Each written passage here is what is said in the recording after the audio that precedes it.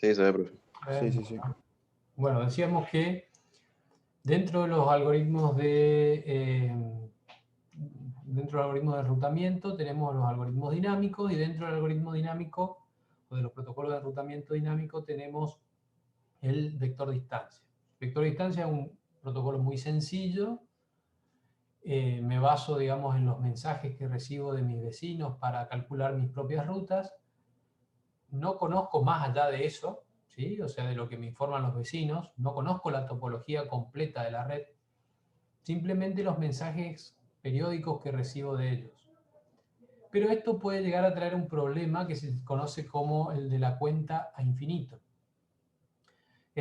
Imagínense, por ejemplo, que tengo esta topología, ¿no es cierto?, donde voy actualizando mis rutas en función de la información que recibo de mis vecinos. Entonces, primero, ¿no es cierto?, si yo me paro en 7, vamos a ver acá, si me paro en 7, digo, bueno, distancia hacia A, supónganse que A está atrás de este router, ¿sí?, del router 0. Es una red que está atrás de este router. Entonces, yo, digamos, parado en 7 o parado en 8, no tengo información de esa ruta, entonces es una ruta o un destino inalcanzable, ¿sí? Se enciende el router 0 o se activa la red A. ¿Ah? En este primer momento es esa situación. Segundo momento, como está directamente conectado al router 0, el costo es 0, ¿sí?, para el router 0. Pero para acá todavía, digamos, estas son las iteraciones, ¿sí? O sea, esto imagínense que son los mensajes que se van intercambiando regularmente. O sea, que esto sucede, supónganse, cada 30 segundos, por decir algo, ¿sí? Los siguientes 30 segundos, entonces, todavía 7 y 8 no conocen nada de la red A, ¿sí? En el siguiente paso, ya el router 0 arma su mensaje y se lo manda al router 7. Entonces el router 7 ahora sí conoce la red A y dice, ah, mira, existe la red A, como acá hay una distancia de 1, yo le sumo 1 más el 0 que tenía, me da un costo de 1 para llegar a la red A, que era lo que vimos recién, cómo funciona el protocolo de vector distancia. Pero el 8 todavía no se enteró, ¿sí?, porque todavía no le llegó un mensaje del 7 sobre la red A al router 8. Eso lo va a conocer recién en el paso 4, podríamos decir, ¿sí? Vamos a marcarlo acá. Este era el paso 1, 2, 3, y en el paso 4 recién, ¿sí?, primero este me informó a mí y ahora yo le informo a este, ¿sí? Como también acá hay un costo de 1, 1 más 1, a el router 8 le cuesta 2 llegar a la red A, ¿sí?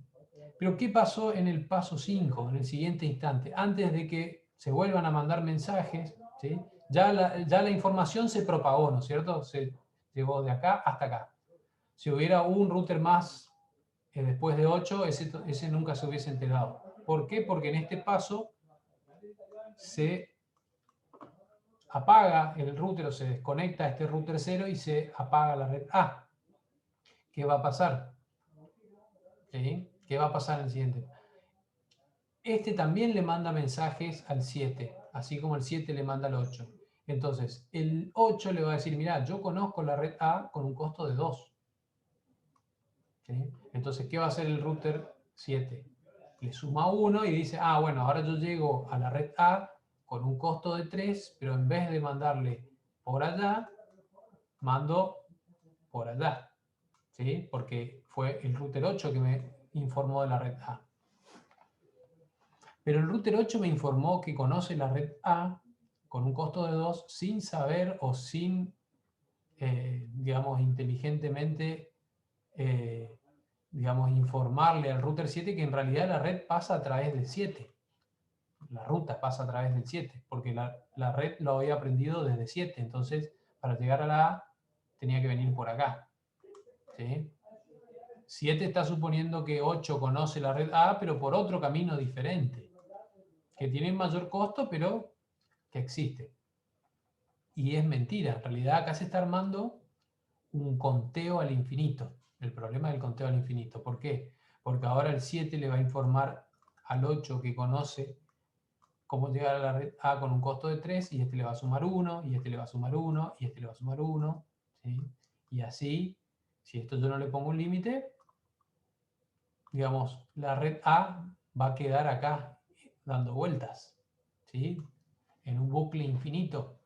Y si hay un paquete que va destinado a A, ¿qué va a pasar con ese paquete? Y va a hacer esto, va a venir al 8, va a venir al 7, va a venir al 8, va a venir al 7. ¿Sí? Y nunca va a llegar a la red A, porque en realidad la red A está desconectada de estos dos equipos. ¿Sí? Eso es un problema, para este protocolo, y se resuelve simple, con un pequeño detalle, digamos, ¿sí? Es que las rutas que yo aprendo, supónganse el 8, ¿sí? Vamos a borrar todo. Las rutas que aprendo de mis vecinos, por ejemplo, la ruta para llegar a la red A, yo aprendí de 7. Entonces, esa ruta yo no la puedo propagar de vuelta hacia allá. ¿Sí? Yo no le puedo decir a mi vecino al 7, mirá, yo conozco la red A con un costo de 2. ¿Sí? No tengo que hacer eso. ¿Por qué? Porque esa red yo la aprendí del 7. ¿Sí? Entonces, digamos, hago un corte ahí y digo, no, esa red la propago para allá, pero no para atrás, digamos. ¿Sí?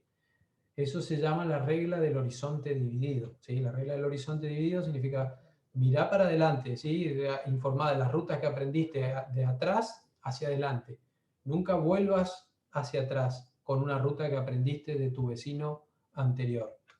De esa manera evito estos bucles de enrutamiento. ¿Sí?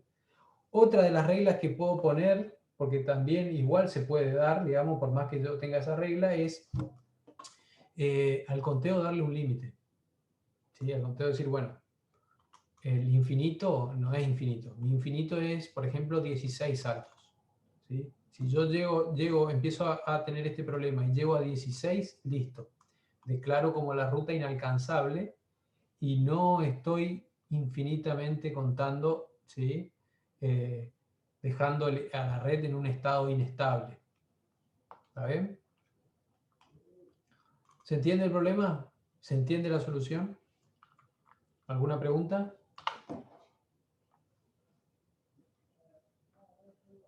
¿No? ¿Seguimos? Bueno, vamos a ver el de estado de enlace y con eso terminamos por hoy. El de vector distancia, ¿en dónde se usa? Bueno, en Internet obviamente la usan estos protocolos. El RIP, el BGP. El BGP es el protocolo por excelencia de Internet, es el que usan todos los routers de Internet para aprender las rutas de todo el backbone de Internet. Ahí tenemos, ahí en lugar de vector distancia le llaman vector de camino o algo así, path distance, ¿sí? Pero es lo mismo, digamos, el mismo algoritmo, cambian, digamos, las métricas que se utilizan para calcular las mejores rutas, y además que se pueden configurar políticas en base a sistemas autónomos, que los sistemas autónomos son la frontera, digamos, o el área de administración, de gestión de una red que están bajo el mismo paraguas de administración, digamos, ¿sí? Están bajo los mismos límites de configuración de red. ¿Sí? Después tenemos unas variantes que son más privativas, como el IGRP y el EIGRP, que son propias de la marca Cisco, pero que también se fueron, digamos, integrando en otras marcas con algunas variantes similares. Bueno, hasta ahí entonces con vector de vector de distancia. ¿Bien? Vamos a hablar del otro algoritmo, que es el de estado de enlace, que tiene, funciona de otra forma, ¿sí? Lo que se hace es construir, cada router va a construir un paquete de estado de enlace, por eso se llama así el algoritmo, un LSP, un Link State Packet, que dice información sobre el propio router y una lista de todos los vecinos y sus distancias. ¿Okay? Parecido, pero no igual, con un poquito más de información que el mensaje que mandaba vector de distancia, con la diferencia de que este LSP, ¿sí?, tiene trascendencia en toda la red. O sea, no solamente le llega a mi vecino, sino que le llega al vecino de mi vecino y al vecino de mi vecino de mi vecino, ¿sí? O sea, se va propagando esa información, ese LSP se va propagando por toda la topología de red, ¿sí? Entonces, todos reciben los mensajes de todos, no solamente de los vecinos. Esa es la principal diferencia. O sea, hay una inundación de estos paquetes LSP por toda la red. ¿Qué logro con esto? Que todos los routers tengan los LSP de todos los otros routers y con esa información puedan reconstruir la topología, ¿sí? Con esa información digan, ah, mira, este fulanito está conectado con este menganito y este menganito está conectado con este fulanito y tiene este costo y este tiene este otro costo. Entonces yo puedo tener la topología completa de la red en cada uno de los routers. ¿Por qué? Porque todos conocen la información de todos, ¿sí?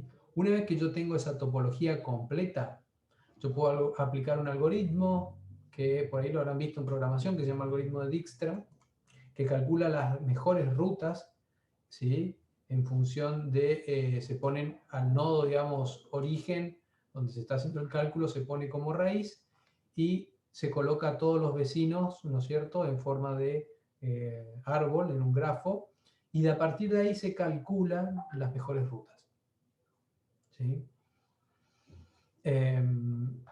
Es un algoritmo muy sencillo que va siguiendo el camino, siempre el camino más corto o el camino óptimo, hasta llegar a un punto final de la red donde completo, digamos, toda la topología.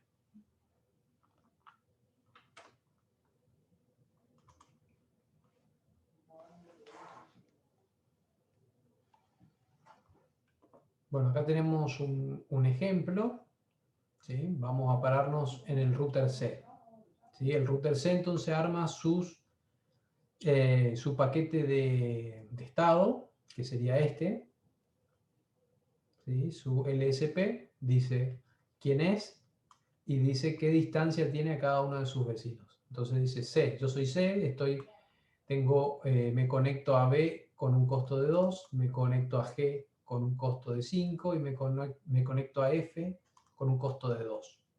¿Sí? Lo mismo hace A, lo mismo hace B, lo mismo hace D, E y F y G. ¿Sí? Cada uno arma su LSP. Esta información así, que son los LSP de cada uno de estos routers, la tienen todos los routers de esta topología, ¿sí? Todos reciben los paquetes de todos. Entonces, ¿qué hace con esa información? Vamos al ejemplo de C, ¿sí? C va a agarrar entonces y va a colocar en el árbol, primero examina su LSP y dice, ah, bueno, yo estoy conectado a B con un costo de 2, a G con un costo de 5, a F con un costo de 2. ¿Cuál es mi camino más corto? ¿Sí? ¿Cuál es mi camino más corto? Puede ser B, que tiene un costo de 2, o puede ser F. ¿Sí? En este caso hay un empate, puedo elegir cualquiera de los dos, el resultado va a ser el mismo. Elijo F, ¿sí? Elijo F, entonces elijo F y pongo el LSP de F en mi árbol. El LSP de F que decía, acá está, ¿sí? Que está conectado a C con un costo de 2, que es este enlace que va acá arriba, entonces no lo agrego, que está conectado a E con un costo de 4, que sería este camino acá. Fíjense que dice 6, ¿por qué? Porque al 4 le suma el 2 que ya tenía, ¿sí? Este 2 que está acá le sumo 4, me da el 6. Y después, ¿qué más decía el LSPDF? Que está conectado a G con un costo de 1. Entonces al 1 le sumo el 2, me queda este árbol que está acá. ¿Sí? Fíjense que algo interesante acá, ya apareció un camino nuevo para G. Yo antes tenía un camino que valía 5, ¿sí? En este árbol inicial tenía un camino que valía 5, pero ahora tengo un camino más rápido que vale 3. Entonces, saco este camino del árbol y agrego este. ¿Sí? O sea, lo mantengo a este. Todavía no sé si es el mejor, porque todavía no terminó el algoritmo. Ahora, analizo cuáles son los caminos más cortos. Tengo B con un costo de 2, G con un costo de 3 y E con un costo de 6. ¿Con cuál me quedo? Con B, ¿sí? Que tiene un costo de 2. Entonces, agrego el LSP de B, que era este que está acá. ¿Sí? Que dice que conecta a A con un costo de 6 más 2 es 8, a E con un costo de 1 más 2 son 3, y a C con un costo de 2, que es el que ya está, o sea que no lo coloco. Fíjense de vuelta, aparece un camino AE mucho más rápido que el que tenía. Entonces elimino este y me quedo con este. ¿Sí? Y ahora tengo 8, 3 y 3. Puedo elegir cualquiera de estos dos, ¿sí? Que serían los más cortos. Por ejemplo, elijo E. Entonces agrego el LSP de E. ¿Sí? Ya agregué el de F, ya agregué el de B, ahora agrego el de E. El de E, lo único que puedo agregar como camino nuevo es que llega al nodo D con un costo de 2 más 3 que tenía, son 5. ¿Sí? El resto se mantiene como está. Entonces ahora tengo 8, 5 y 3. Sigo con el nodo G. Agrego G a mi árbol. ¿Sí? G me dice que agrega, está conectado a C con un costo de 5, ya el nodo C ya está incluido, así que no lo pongo, y a F con un costo de 1, que también ya está incluido. ¿Sí? Entonces G no me aporta nada. Pasamos a D, que era el siguiente, más bajo. D me agrega a el nodo A con un costo de 7, y listo, paramos de contar. Fíjense que apareció un nuevo camino más corto, saco este, ¿sí? Me quedo con este. Y por último agrego el nodo A, ¿sí? Me agrego el nodo A con un costo de, bueno, no tengo nada, acá tengo B y tengo D, ¿sí? Tengo D con un costo de 2 y B con un costo de 6, que no me aportan nada. Entonces, ahí termina mi algoritmo, ¿sí? Quedó este árbol que está acá, ¿sí? Con los mejores caminos a cada nodo. Ese es el algoritmo de Dijkstra, ¿sí? Ese es el algoritmo de Dijkstra. Vamos a borrar acá, ¿sí? Y queda esto. ¿Ah? Lo que están marcados son los enlaces que no se utilizan. No significa que se eliminen, simplemente quedan como caminos alternativos en el caso de que el camino óptimo en algún momento falle. ¿Ah? Bueno, algunas cuestiones como para ir cerrando esto, que los LSP se transmiten por inundación, eso ya lo dijimos, ¿sí? Solo se envían LSP cuando hay cambios de la red, o sea, se generan al principio, cuando se enciende el equipo, ponele, se enciende la red, ahí genera sus LSP y los inunda, ¿sí? Una vez que me llega mi propio LSP, digamos, yo puedo estar más o menos, digamos, enterado de que toda la red ya está aprendida de esta información, ¿sí? Entonces, listo, yo generé una sola vez o un par de veces el SP en cada uno de mis enlaces y paro, ¿sí? Dejo que la inundación lo propague a través de toda la red. ¿Cuándo voy a generar de vuelta un LSP? Cuando hay un cambio, ¿sí? Si a mí me llega un LSP nuevo, de uno que yo no conocía o cambió, generalmente los LSP llevan una marca temporal, ¿sí? Llevan un número de secuencia para saber, para identificarlo, y llevan un tiempo de vida, ¿sí? El tiempo de vida más que nada es para que no queden dando vueltas en la red. Y además llevan una marca temporal para saber cuál fue el último LSP, ¿sí? Con esos datos yo puedo saber si es un LSP nuevo o un LSP que que ya estaba, que ya lo tenía. ¿Ah? Bueno, para evitar bucles, solamente se reenvían el SP con números de secuencia superior a los ya recibidos, si no, ¿sí? Si no se descartan, y que no estén expirados, obviamente. Y cada LSP pasa una vez, o al menos, o a lo sumo 2, pero nunca más de 2 por el mismo enlace. ¿Sí? Eso, digamos, son reglas que se dan en este algoritmo de estado de enlace.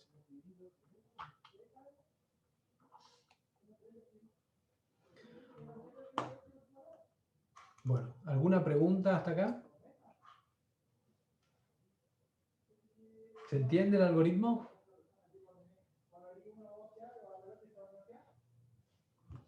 ¿Están del otro lado o no están? Sí, Bueno. estamos. Yo Sí, entiendo, profe. sí. ¿Se entiende? Sí, se entiende. Bueno, bien. Bien, bien. No se queden callados. Si hay algo que no les cierra, que no se entiende, me dicen, ¿sí? Lo repetimos, no hay problema. Bueno, ¿qué otra cuestión? El estado de enlace, decíamos que toda la topología se conoce por parte del router, no así en vector distancia. La información sobre la red no se usa para optimizar la distribución del SP, sino que estos viajan por inundación. O sea, la información sobre la red se usa para optimizar los paquetes de los usuarios, ¿sí? No los LSP. Los LSP viajan por inundación, ¿sí? Además, si no viajaran de esa forma, nunca podríamos saber si existen rutas alternativas, ¿sí? Porque siempre nos quedaríamos con las mejores rutas. Y bueno, ¿qué ventaja tiene con respecto al enlace? Que no tienen el problema del conteo al infinito, ¿sí? No hay que hacer esto del horizonte dividido ni de poner un límite. Son más confiables en el sentido de que el router conoce toda la topología y puede tener con mayor precisión o conocer con mayor precisión el mejor camino hacia cada destino. ¿Sí? Reaccionan más rápidamente. Fíjense que el de vector distancia, tengo que esperar cada iteración, se va propagando de a uno a la vez el route, de salto a salto, ¿sí? Se va propagando la información. O sea, tarda mucho. Por ejemplo, si yo cada 30 segundos mando actualizaciones y tengo una red que tiene 16 nodos o 20 nodos, ¿sí? Voy a tardar 10 minutos en que se entere algo que pasó en un extremo de la red al otro extremo. ¿Sí? Porque tengo que esperar 30 segundos por cada salto.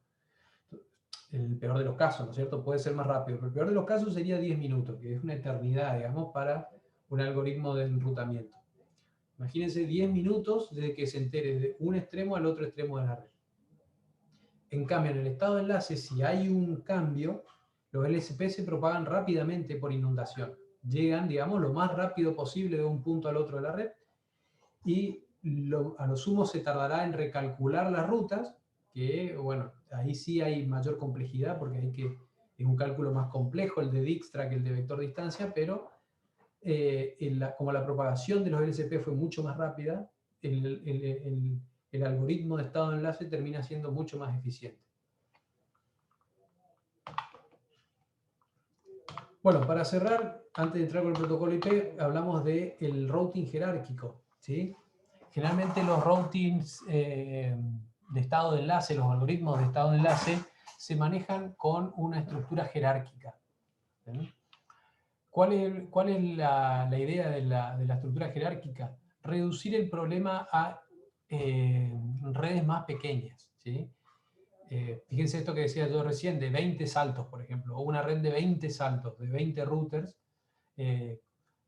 digamos, en una topología de vector distancia, decíamos 10 minutos tarda en informar o en enterarse lo que sucede en un extremo de la red al otro extremo. Entonces, para acotar ese diámetro de la red, esos problemas a gran escala, lo que podemos hacer es darle o generar áreas de enrutamiento e interconectar estas áreas.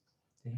Entonces hay una especie de ruteo por regiones o por áreas, como se ve ahí en la figura, y que le llamamos routing jerárquico. ¿Sí? Entonces, yo agrupo los routers por área y la información de esa área queda, digamos, limitada, ¿sí? a una jerarquía. Entonces, por ejemplo, todo lo que esté dentro de la región 1 va a empezar con 1, la red, ¿sí? Entonces, este va a ser el nodo 1B, 1A y 1C. Yo hacia afuera, ¿qué voy a informar? De la red 1 nada más, ¿sí? No voy a informar de 1A, 1B y 1C. Simplemente le digo, mira, yo soy 1, ¿sí? Tanto para allá como para allá. ¿Mm? Lo mismo pasa acá en 2, 3 y 4. Cuando se desglosa, digamos, el 1B, 1A, 1C, cuando el paquete está acá adentro, ¿sí? Cuando está acá adentro, 1B conoce que existe 1A y 1C. Pero desde afuera lo único que yo veo es el 1, ¿sí? Por eso decimos que es un routing jerárquico, porque armo jerarquías de direccionamiento, ¿sí? Entonces, con rutas no jerárquicas yo voy a tener todos estos destinos, ¿sí? Sin importar, digamos, la letra, sin importar la letra, sí voy a tener 1A, 1B, 1C, esto, ¿sí? Ahora, si yo hago jerarquías, voy a tener, por ejemplo, para la tabla de el router 1A, ¿sí? Este que está acá, ¿sí?